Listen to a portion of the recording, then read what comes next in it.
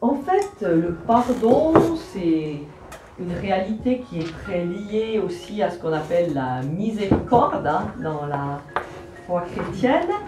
Alors, je vais vous traverser les 3 langues anciennes qui sont les langues aussi bibliques. Alors, le latin, pas tout à fait une langue biblique, mais ça a été beaucoup quand même utilisé. Donc, le latin, dans le latin, on dit misericordia. Alors, ceux qui savent un peu, qui sont un peu... Qu'est-ce qu'on a comme partie du corps qui est évoquée dans misericordia?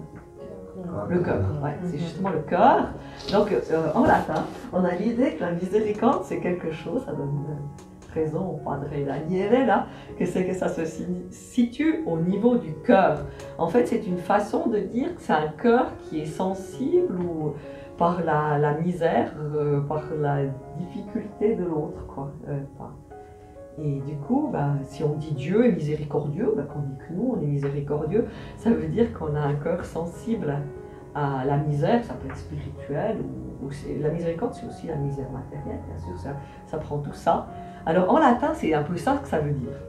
Maintenant, si on va voir les côtés en hébreu, alors en hébreu, quand on parle de la miséricorde, par exemple du père, du fils prodigue, ou bien du bon samaritain, eh bien, on dit ce que vous avez dit, vous, les entrailles. C'est à splankna, et c'est splanknizomai, ça veut dire être pris aux entrailles. C'est ça, en hébreu? Non, excusez, en grec c'est splankna. En grec, la miséricorde se situe là, c'est cette expérience-là qu'on ressent.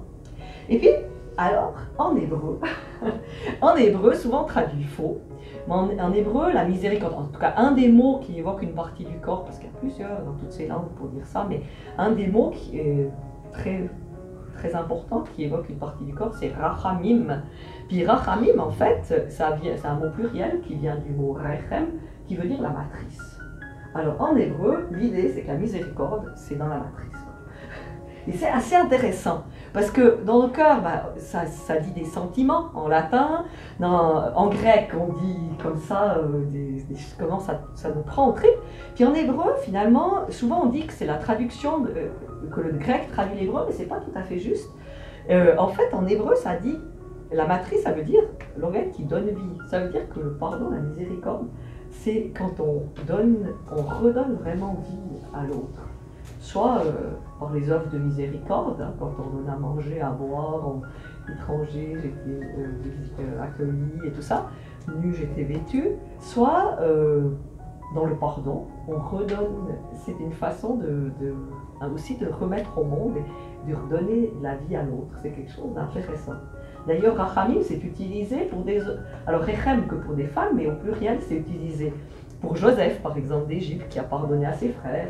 C'est utilisé pour la vraie mère dans le jugement de Salomon.